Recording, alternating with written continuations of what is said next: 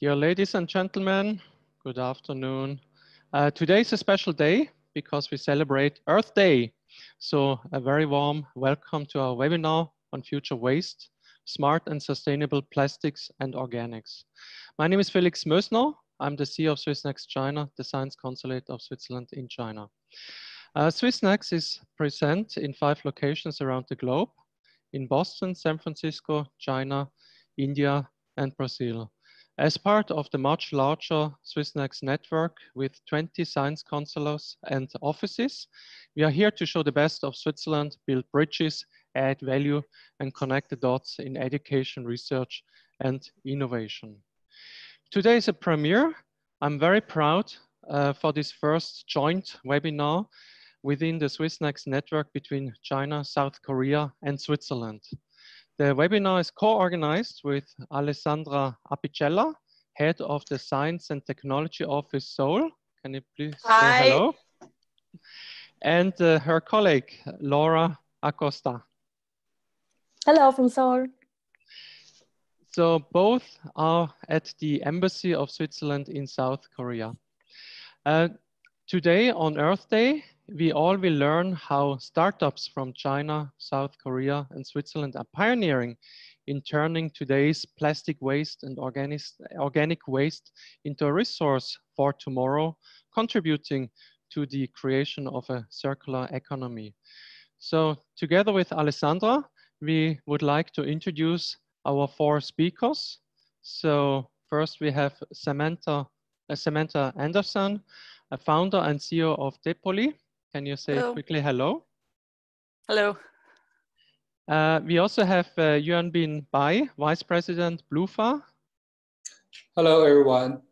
And now Alessandra will introduce the next speakers. Yes, we have Sanyong Lee, who is founder and CEO of Pure Space. Hello, Sanyong. Hello, everybody. And we have Naomi McKenzie, who is co-founder at Kitro. Hello. Hi, everyone. Thank you very much, Alessandra. So we will start with 2 presentations around plastic.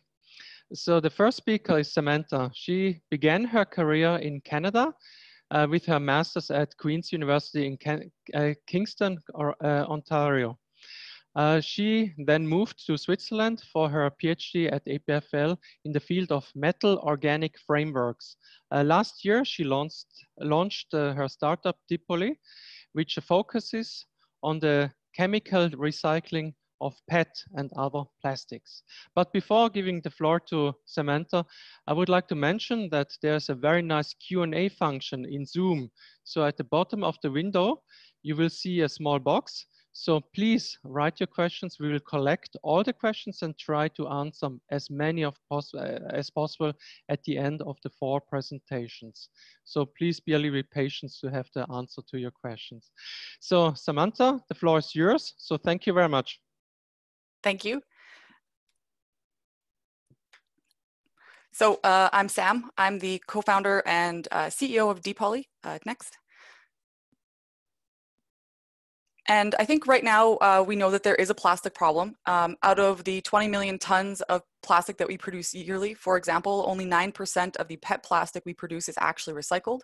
Much of this ends up in oceans and landfills in our natural environment. Next.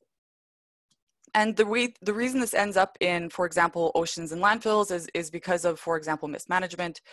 We actually don't know how much plastic is in the oceans. We don't know how much is on the bottom. We kind of can only see the surface. So there's only estimates of exactly the size of these plastic patches, but the damage is still kind of, it's still unknown. And it's the same for landfills. There's kind of only estimates of everything that's in landfills and how much is there, but there is still a lot of plastic that ends up in our natural environment. Next. And this is because, for example, with PET plastic, to recycle it, it's quite a laborious process. So you have to collect it, you have to sort it, you have to grind it, you have to wash it, you have to dry it. And by the time you get to the rPET pellet flakes, you actually lose a large amount of your yield. And PET plastic then can only be recycled so many times. It's energy intensive, there's manual sorting involved, and there is still a cost to recycle. So anything that you try and recycle, you still have, you pay for it. And a lot of countries, if they don't use, for example, landfills, they typically pay for incineration. And so there is a cost for incineration for companies and for people also, depending on what they're dropping off. Next. And for our plastic cycle, and specifically for our PET plastic cycle, it's very much a linear economy. So everything that we buy comes from the petroleum industry. They make kind of our items, and this can go from clothing to textiles to packaging. We use it, and then we recycle it. But we think that what we recycle, everything goes into the recycling feedstock, but this isn't true. So for PET plastic, you have to have it clean, it can't be dirty, it can't be mixed plastics, and typically things that are like shirts and fabrics and fibers, these aren't recycled either. So for example, we spend almost 300 million of incinerating PET plastic yearly worldwide. And so the world's moving towards sustainability, so we need to go from a linear to a circular economy. Next. And for some of you who are maybe a little bit unfamiliar about a circular economy, they typically show this picture where it's like a circle, and basically it's you putting in your waste, people collecting it, them converting that waste back into, say, a plastic feedstock, this being converted back into bottles, and then this coming back to the consumers like us who would use it again, and the cycle would continue. Chemical recycling can fit into this really well, and there's a couple of different ways that you can do chemical recycling. Next page. And the typical ones that you see are glycolysis, hydrolysis, methanolysis, and then there's some other ones. Depending on which process you use, depends on which compounds you get out. Next. But for depoly, we chose hydrolysis because we get the terphthallic acid or purified terphthallic acid out, and ethylene glycol, which are the main chemical components of PET plastic. Next. And so for us, our process operates at room temperature. We don't add heat, we don't add pressure. We only use sustainable chemicals. And because of this, we can lower our energy recycling bill, and we can indirectly reduce the amount of CO2 that we produce. We can also deal with all the PET plastic waste that the current industry can and can't deal with. So this is dirty plastics, mixed plastics, fibers, fabrics, textiles, everything. The raw material that we generate, so the terphthallic acid and the ethylene glycol, we can give that back to industry, and industry can use this to make new items. Next. And so this is how our typical chain looks. We would work, or we would get plastic from people who would collect it. For example, UTO is a central waste management company in Valais, which we are building our current 10 kilogram batch plant at. We can also work with fabric companies. So for example, Texaid is a company that would collect used fabrics and sort them and then distribute them. We would recycle this, and then we would give the monomers back to industry. And industry can range, like I had said, it can be the people who make PET plastic, or it can be the people who would supply chemical labs with chemicals like terphthallic acid and ethylene glycol. Next. And so there's a couple of economical and social challenges that our suppliers have. And like I had mentioned, for anything that they can't recycle, they have to pay to incinerate. There is still a cost, again, to recycle. And there's a lot of new EU laws coming in. And there's some speculation that especially with incineration plants, there's going to be new stuff coming out about CO2 emission and things like this. Next. And so for us, what we can do is we can help the need to avoid incineration. We can instead of them paying to incinerate, they can give it to us, for example. We can save money on recycling, and we can help people meet these new EU laws. Next. But we can also get the PET plastic at a higher market price. So we can buy it at, for example, 5% market price, and this can help us with the suppliers. For example, they could make some profit off of it. For our customers, it's, I think the current market is the perfect example of this. Terphthallic acid and ethylene glycol are typically based on oil prices, and this can be a very volatile market. The recycled PET, or rPET, is very expensive to make and sell. And with these new EU laws coming in about the amount of recycled PET plastic that has to be in new virgin PET, the market actually can't meet these demands. Next. So what we can do is we can undercut the rPET market because we can sell the monomers at market price. We can help the companies, again, meet new EU laws. Next. And then we can also help stabilize the terphthallic acid and ethylene glycol prices because we're not using oil to make them, we're using waste. So we can help stabilize them a little bit more. And there are some social benefits to this. So anybody who's looking to buy, more environmentally friendly items, this can help them, for example, make those decisions. Next. So for us, we are on a small scale right now. We are doing a 10-kilogram batch plant, and we are going to be sourcing all of our PET plastic from the Swiss market. As we scale up, we'll have to move from the Swiss to the EU market, and eventually when we get into the commercialization phase, where we're doing 10,000 plus tons of PET plastic, then we'll be looking at more exclusive partnerships, so setting up on-site with potential companies who produce a lot of PET plastic, or in locations that would have a large quantity there, so close to feedstocks. Next. So for us to do this whole process, because we do it with just chemicals, it's relatively cheap. It costs us around 663 Swiss francs to do this. So this is about 1-to-1, or was 1-to-1 with the US dollar. The selling price, like I had said, we would base this off of market prices. So these were the prices that we used prior to the current market situation that we're seeing. And so for every reaction that we do, we see a profit of around 479 Swiss francs. Next. If you want to click fast through all of this, the market is increasing. There's a lot of demand for this. Switzerland represents a small percent of the market. Same with the EU, and Asia really dominates. So we're using the Swiss market as basically an entry to demonstrate, and then we'll grow and expand. Next. Just I guess as a quick aside, we are cheaper than the other processes out there for mechanical recycling versus petrol, but we consider them as complementary. We don't consider them as competitors. Next.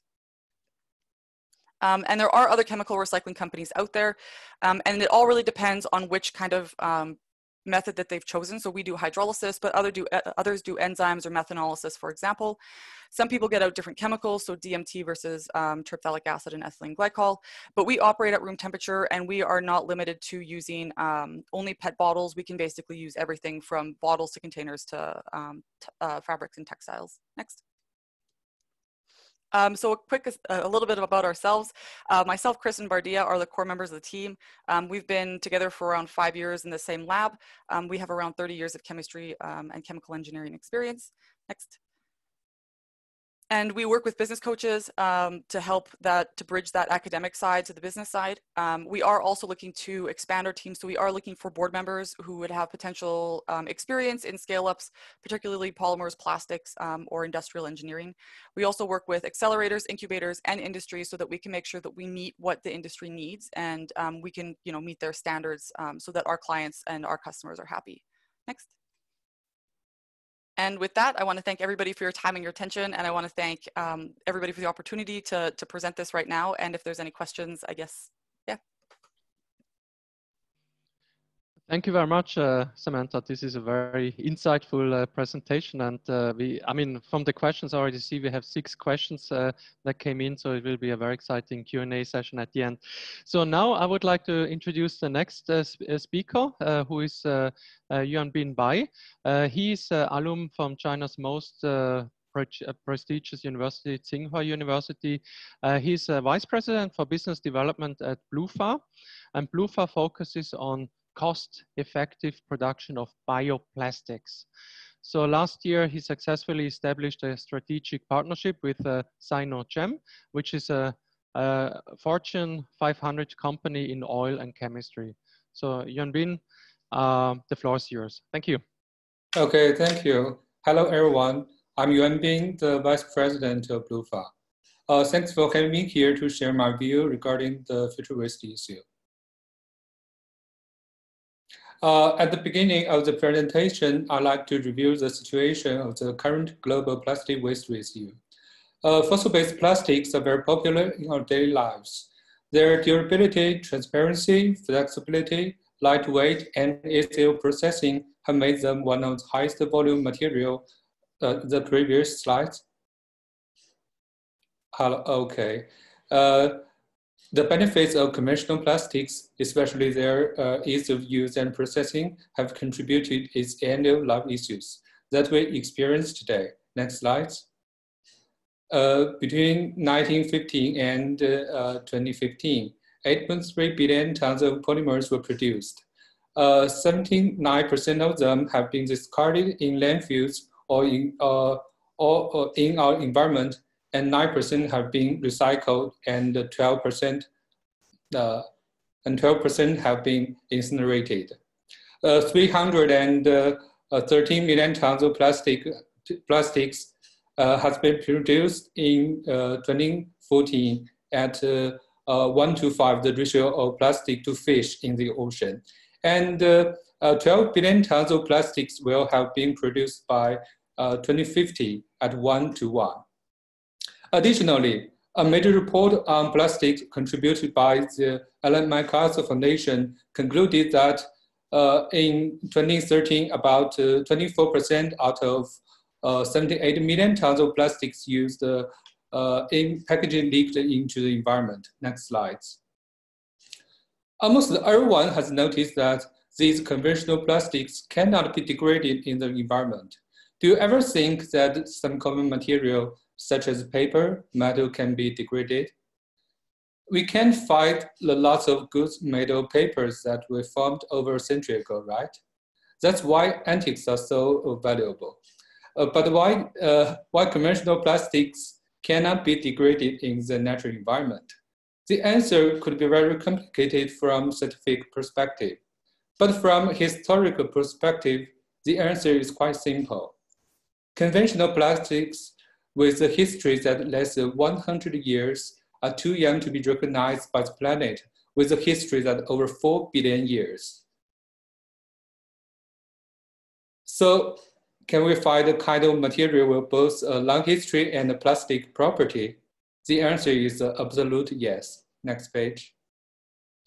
Here's our hero of the topic, PHA. Obviously, PHA has both a long history on the Earth for 3 billion years and a plastic-like property. PHA stands for polyhydroxyalkanoate. It is a kind of biopolymer of nature produced by microorganisms. It is produced with glucose and lipids as the feedstock. It is bio-based and biodegradable. It includes various types such as PHB, PHBV, PHBH, P3,4-HB. Compared with paper and metal, PHA has a much shorter history. It has been, next page. It has been nearly a century since it was first isolated and characterized in the year 1926 by Maurice Lamennais. PHB was first produced at pilot scale by Imperial Chemical Industries, a British-based company in the 1990s. The other type of PHA, such as PHBV, PHBH, P3,4-HB, are successively synthesized and produced by global pioneers in the next 30 years.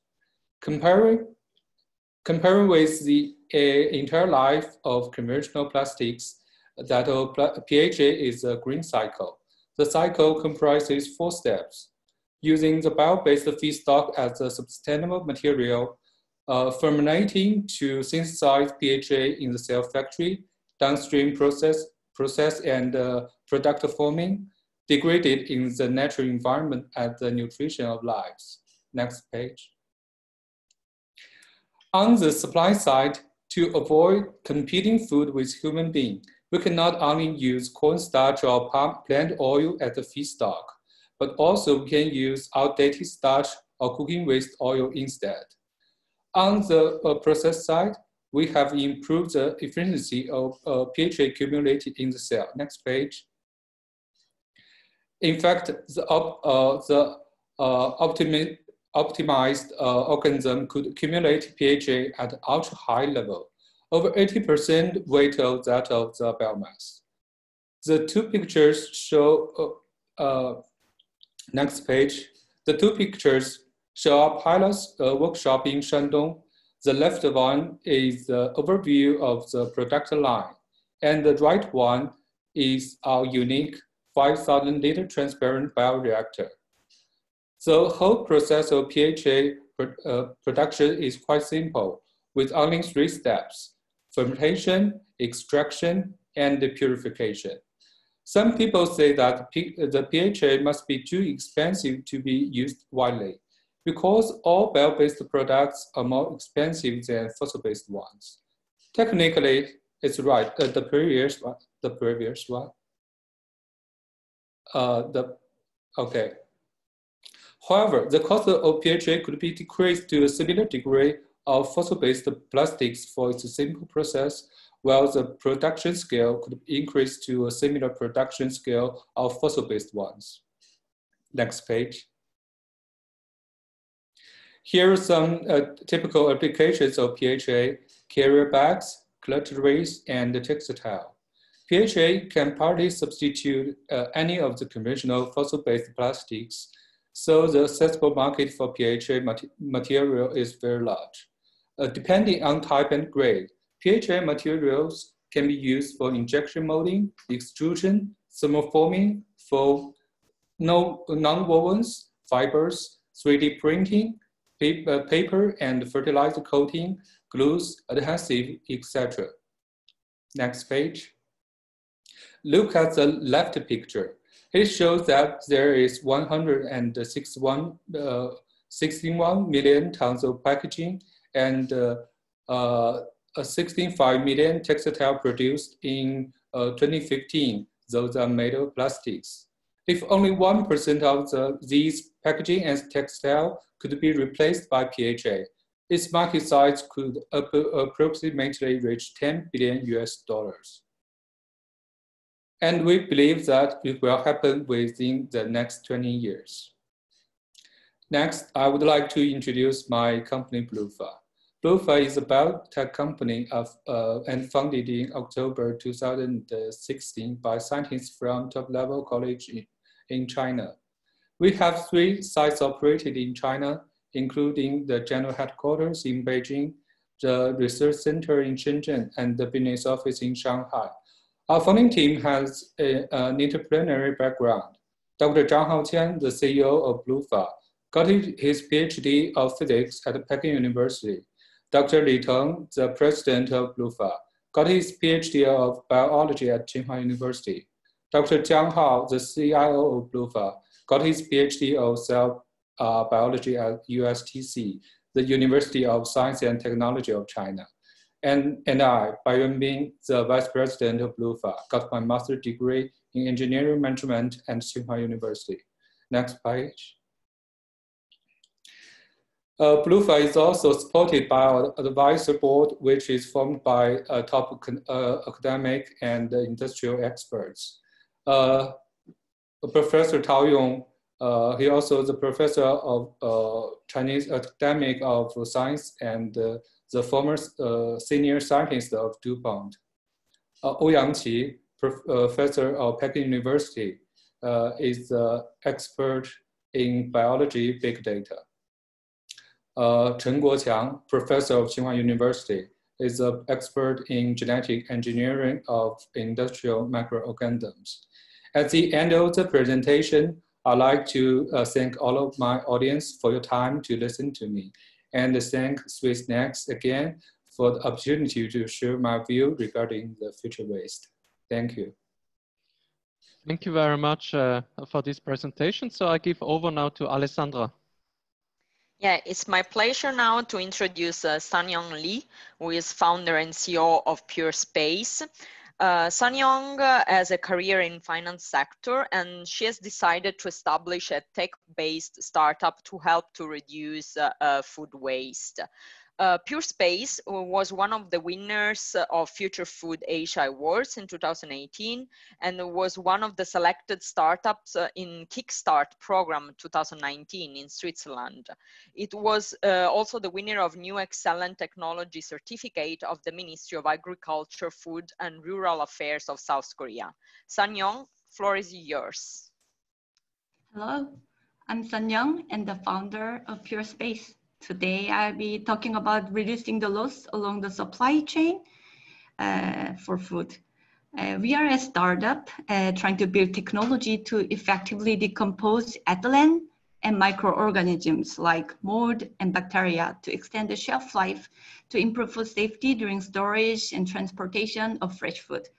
Reducing the food loss is quite important since it is estimated about 60% more food will be needed to meet the increasing demand of population, while 1/3 of food is lost along the supply chain with resources to produce it.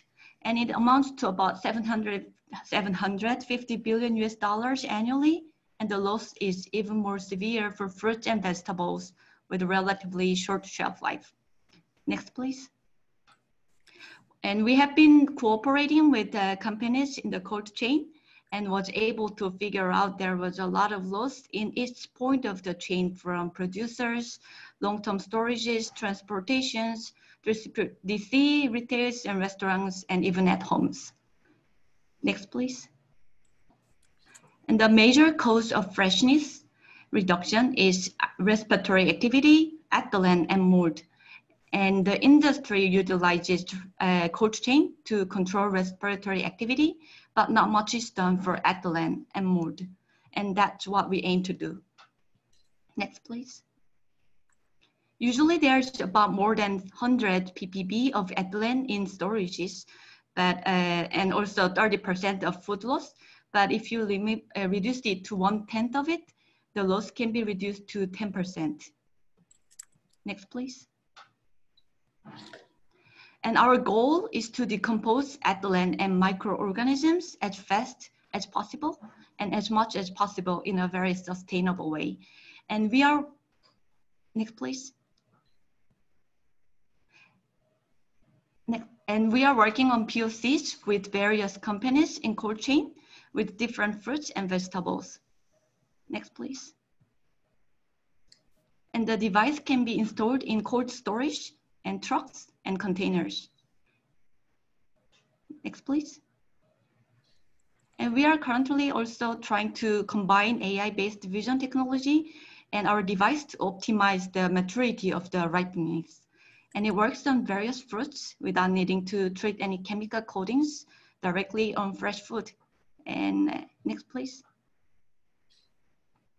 And it also works on avocados and citrus and even pomegranates.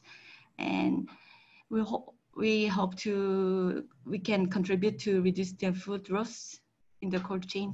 Thank you for the opportunity to speak today. Thanks a lot, Sun-Young. It's now the moment of Naomi McKenzie from Kaitro. The idea behind Kaitro originated during Naomi's educational studies at the École Hôtelière de Lausanne. Since then, she, together with her co-founder, Anastasia Hoffman, have been vigorously working to bring the hospitality industry a solution to tackle this growing issue of food waste. By knowing what they dispose, chefs and managers can make data-driven decisions to operate more cost efficiently and consequently reduce their costs. Naomi, is your moment. Thank you. Yeah, so my name is Naomi. I'm one of the two co-founders at Kaitro. And at Kaitro, we are focused on simplifying food waste management in commercial kitchens. So next slide. Next slide. So we've all been in this situation, right? You buy a banana with perfect intention, and before you know it, it looks a little bit like this. So unless you're throwing this banana into a smoothie or taking up the very popular habit or hobby right now of baking banana bread, you just contributed to food waste. So next slide. As we just heard from Sung-Young Lee, it's a bigger problem than most people know. 1/3 of all the food produced along the entire supply chain ends up being thrown away. And this accumulates to cost us billions of dollars every year and results in wasting numerous unnecessary resources that are collateral of food waste. Next slide.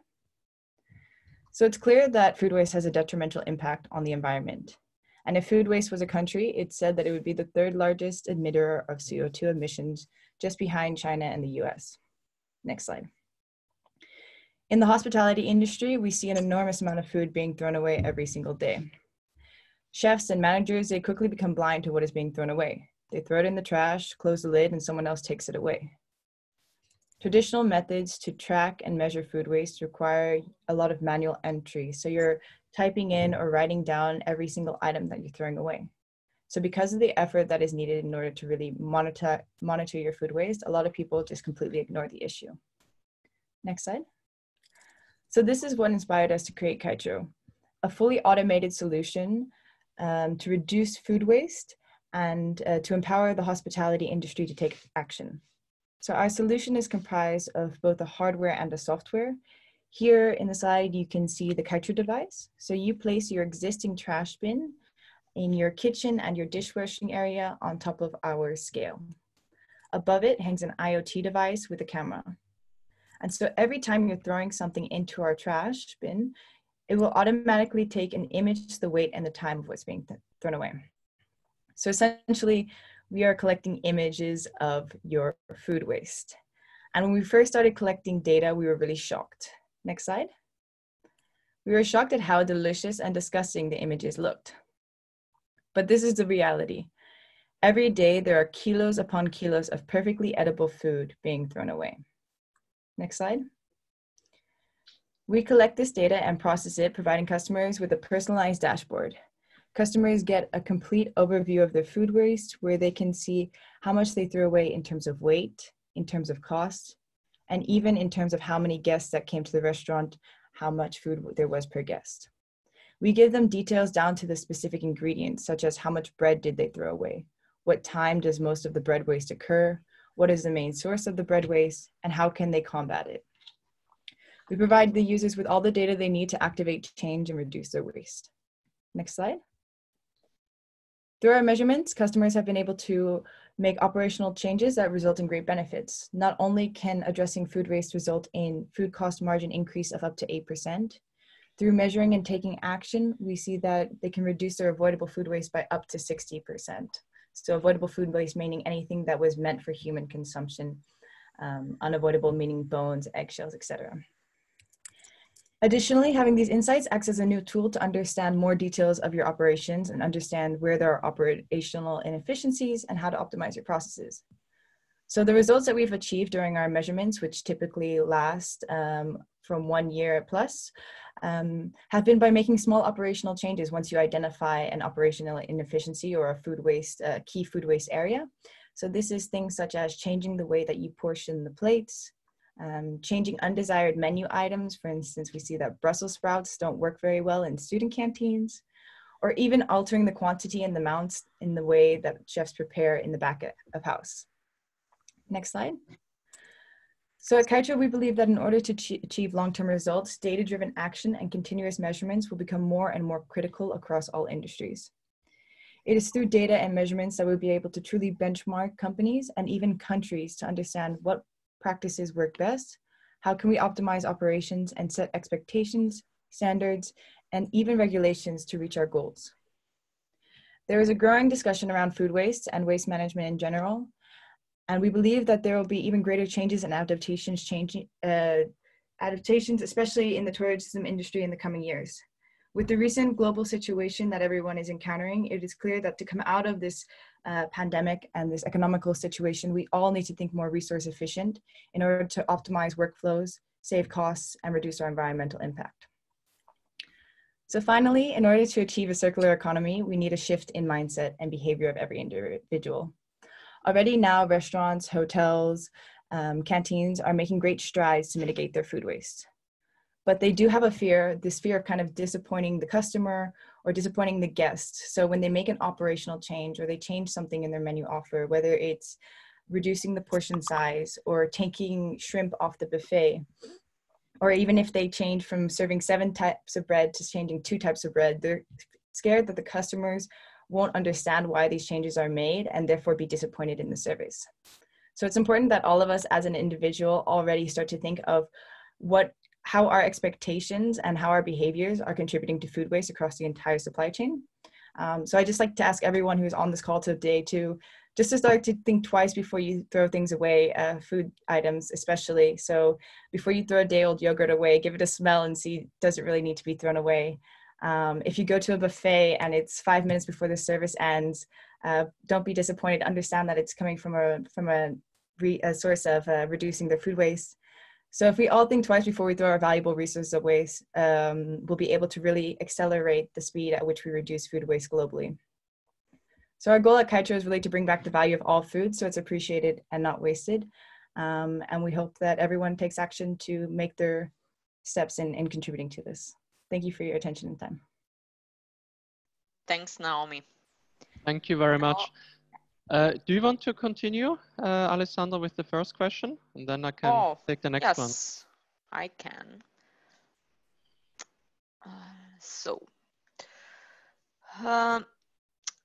So for the first speaker, could you compare incineration and recycling of PET in terms of environmental impacts and current economic performance? Yeah, so it really depends on the, I guess, the plants that they're doing this in. Obviously, some of the newer plants are going to have a better economic performance or environmental impact than older plants with outdated technology. The exact numbers I'm not entirely sure of at this moment in time. But typically, I believe that with the incineration plant, because you are recovering it for energy, you do have to treat any gases and stuff that are being released.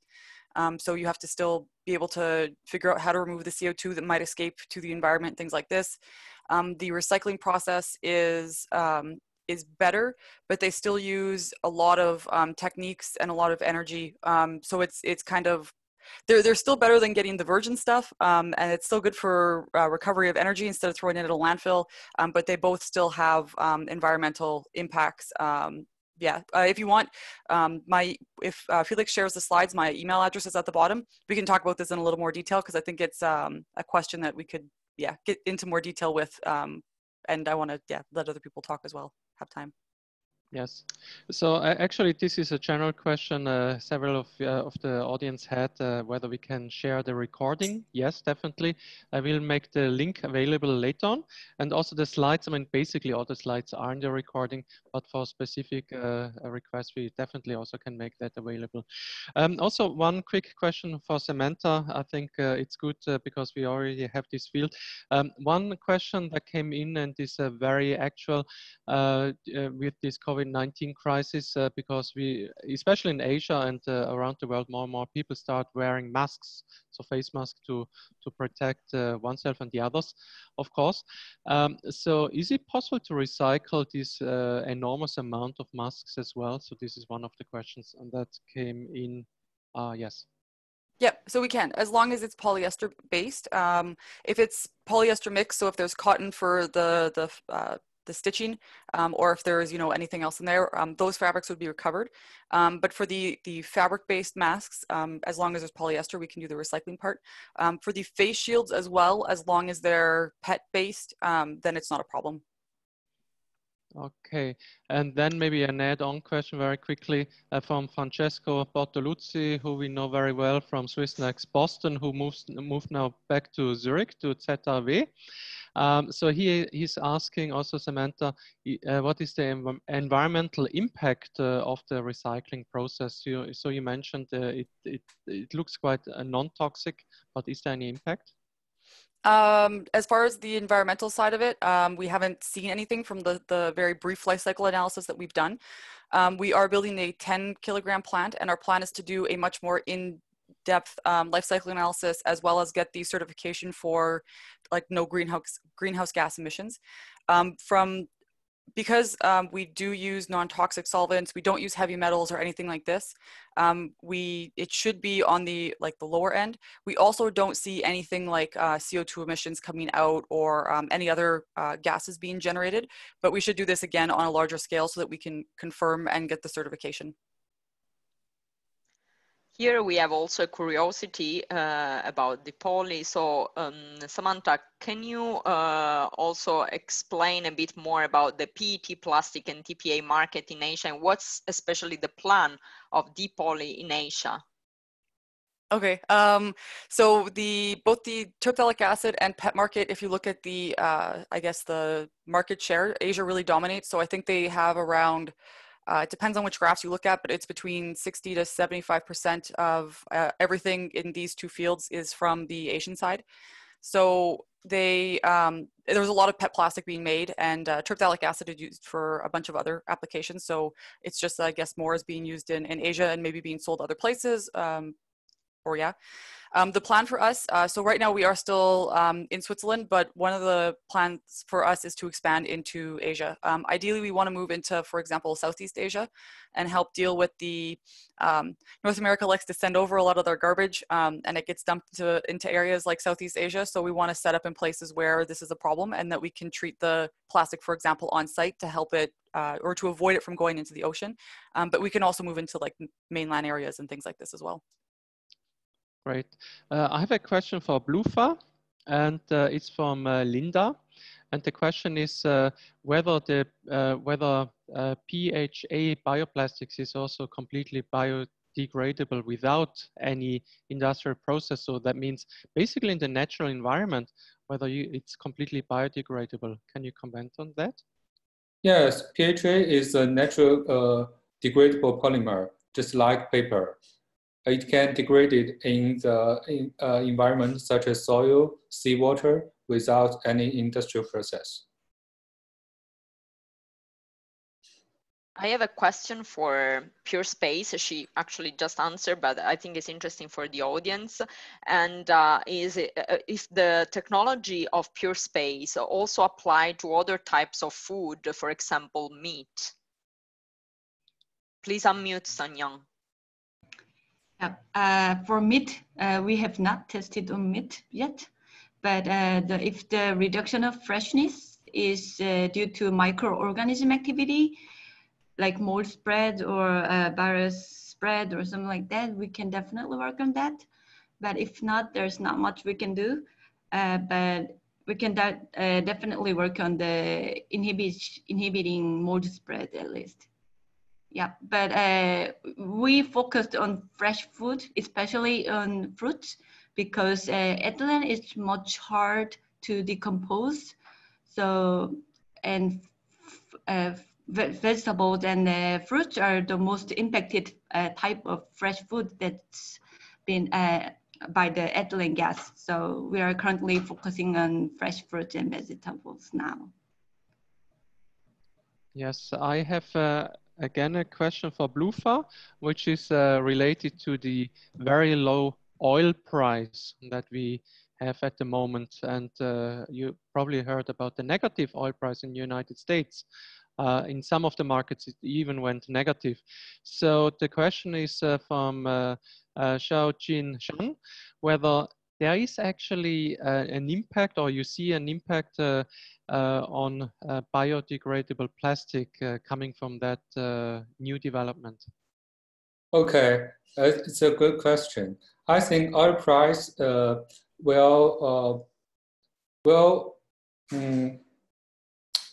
degradable polymer has a market. The market, the price of all kinds of biodegradable polymer much higher than the fossil-based ones.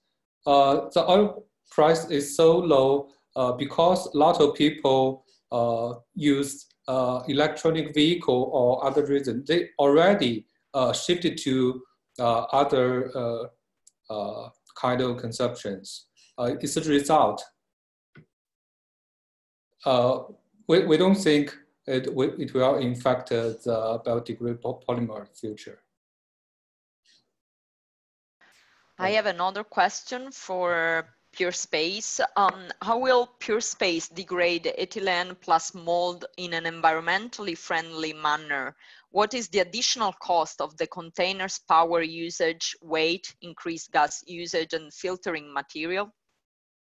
Okay, thank you for the question. And I didn't really specify the technology inside, but we take in the air with high level of ethylene and airborne mold inside the unit, and the activity occurs inside of it.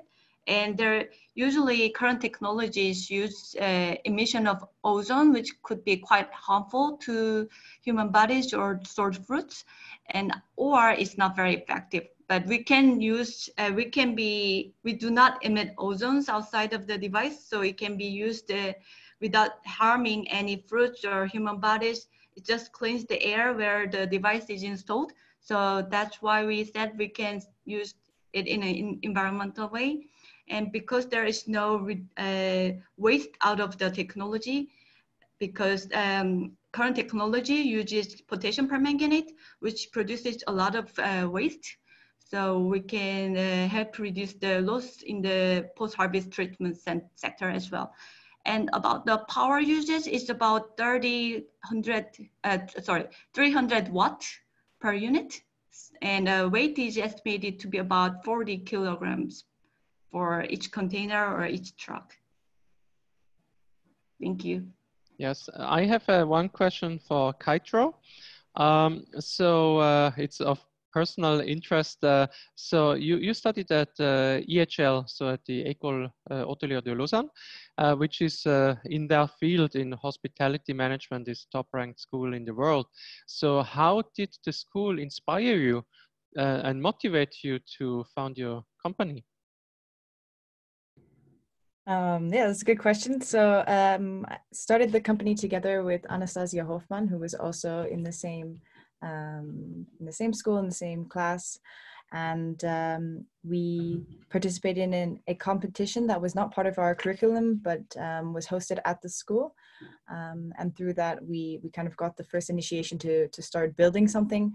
But in terms of the inspiration behind it, during our studies, we did internships and worked a lot in kitchens and in service. So we were confronted very often with how much food was being wasted in this industry, as well as the lack of solutions and tools that were being supplied to the industry in order to tackle the issue. I also have a question for Kaitro, as Felix asked about the inspiration from the hospitality school. Here we have a participant who asked, can you elaborate on the use of Kaitro for the consumer?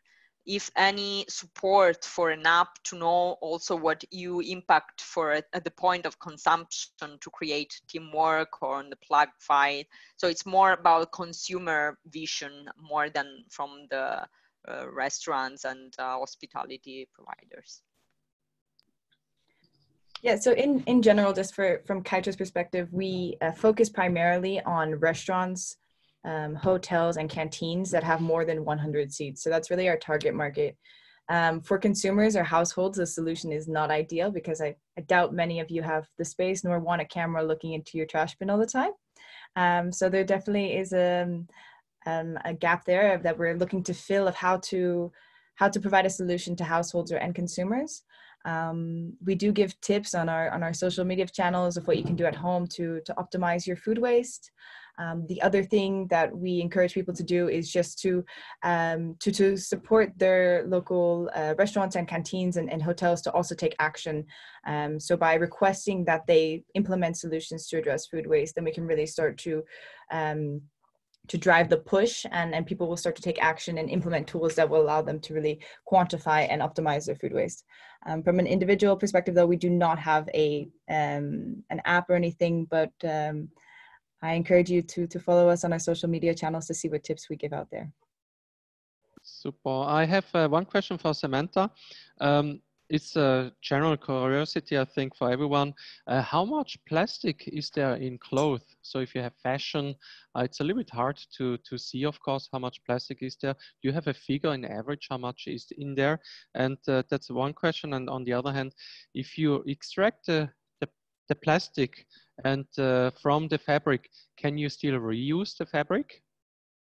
Yeah, so to answer your second question, I guess first, when we do the chemical recycling process on fabrics, for example, if it's like a cotton polyester shirt, you actually, if you were to put a whole shirt in, you would actually see the cotton left over, and it would be the normal kind of organic color that you see, that beigey look of it.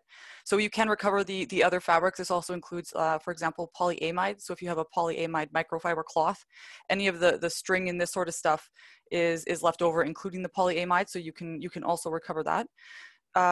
For the figure for the fabric, off the top of my head, I don't know the exact amount, but I do know that it is a huge issue, and it's typically one that's not talked about in kind of what ends up in landfills and recycling, because a lot of people don't really think about like, oh, this shirt doesn't fit me, so you just throw it out, or it's too dirty, it's too ripped, you can't give it to, you know, the Salvation Army or whoever is going to collect it. So I do know that it is a huge issue, and you can see a lot of the big fashion giants now, for example, H&M are doing campaigns to work with companies who are looking at circular economy for clothing and recycling for textiles and things like this. I would like to combine two questions. So the first one is more for the first two speakers. So the rapid growth of plastic is a result of today's convenient lifestyle. So the plastic we currently use is obviously cheap and easy to be produced, but how can we balance between the high cost of biodegradable materials and our environment? Is the government policy one major influencer? But there is also another point. We are all speaking about sustainability, and so it will be really interesting to have your feedback about how can we raise awareness in the community, in the society, about the importance of using biodegradable products or reducing food waste for a better life. Let's start with Samantha, and then we continue in the order of the speakers. So for the plastic question, the balancing the sustainable aspects of a convenient lifestyle versus biodegradable, I think we can start moving towards, for example, pH-based plastics and things like this. I think PET and other plastics like polypropylene will always have their uses in our daily lives. So I think there is going to have to be some intermediate of using PET, polypropylene, PVC, these sort of things with the more biodegradable friendly ones. The government, it depends on, which government you're looking at, but yeah, people are going to have to start making those decisions on, implementing and putting in laws, and whether that means, things get charged maybe 10 cents more for a bag or something. Then as consumers, if we're really trying to move towards a sustainable future, it's just a cost that we're going to have to unfortunately pay until potentially these technologies get to the point where they're cheaper or on par with the current plastics. As far as raising awareness, I think that you can see it already now. I think a lot of people are slowly getting to this point where they're seeing the newspaper articles or the online descriptions about, plastic in the environment and things like this. And a lot of people are starting to move towards buying with their wallet for more environmentally friendly or sustainable items.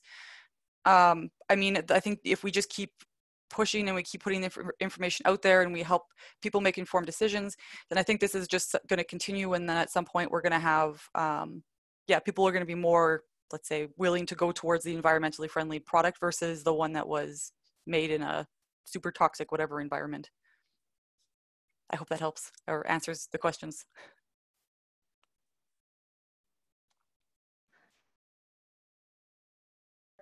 Yan Bin? The question. Yeah.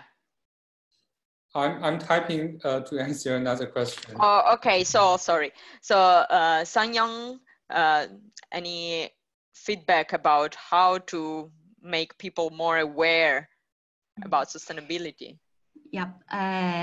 We have been meeting with the companies and consumers about reducing the food loss, and without paying attention is quite important.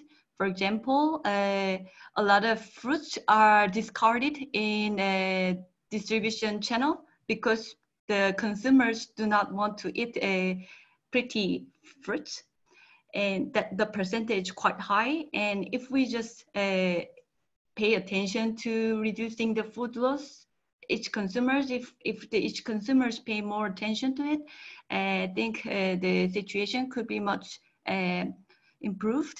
And also in the industry, I think it's quite important to pay attention to reducing the food waste and making more investments in it. Yeah, that's what we were able to figure out. Thanks. Naomi? Thank you. Yeah, from our perspective, I think we see that really to quantify it is a first step. You have these goals that are implemented on a governmental level or on a corporate level to say that we're going to halve food waste or we're going to reduce it by 30%. But how can you actually accomplish that goal if we don't even know where we currently stand with food waste? If we don't know what an average restaurant is wasting or what we can expect in terms of reduction, or what an average canteen is wasting, and the same with reduction, then how can we know in 2030 if we've actually achieved our half of food waste. And so I think quantifying it across the entire supply chain, whether it's how much is being wasted in farms, how much is being wasted in restaurants, and how much is being wasted at home, is the first step to really understand what is actually causing the food waste, and how can we see whether or not the actions that we're taking will allow us to achieve the goals that we expect in 10 years.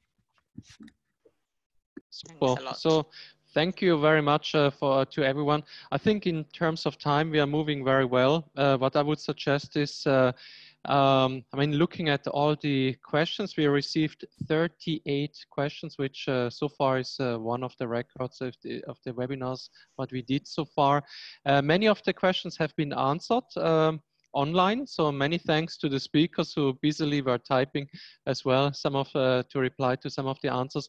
So what I would suggest is at the final slide, we still have the opportunity to present our email addresses. So please have a look at the final slide, so you can always send us an email or directly to the speakers as well if you have a very burning question. So I think by this we can really try to solve all the questions that are remaining. But now I think it's time also for our speakers and me to say goodbye, because afterwards Alessandra will have the conclusion remarks. So can you go one back to the view with everyone? So we would like to say goodbye. I think it's good, the gallery view. So I can invite all the speakers also to say goodbye to the audience, and then we switch over to Alessandra. Thank you. Thanks a lot, Felix, for this experience, this joint experience. I think this is also the proof that Swissnex is a network. So we work together, and our goal is really to connect the dots with Switzerland from all around the world. It's a pleasure for us to work with young entrepreneurs who are really active, and especially in the field of sustainability, which I think is in these years quite important, I will say. And first of all, I would like to thank the speakers, because they invested their time not only today but also in the previous days when we had to check everything together, and also obviously thank the audience for having participated. For what it comes to, when it is related to the STO year in Seoul, this is the first webinar which opens a bit our major focus of this year, which is circular economy. We will have during the first week of June the Swiss Korean Innovation Week, which is going to be focused on circular economy, and we took the opportunity, as we are doing now with these webinars, to turn a challenge really in something good, which is like opening to this online versions of events. So I invite you to follow our office and also the Swissnex China through LinkedIn. Here you can see in the slide the optical code, or write us an email if you have any question, and please keep in touch, and see you in the next occasion. Thanks a lot, and goodbye.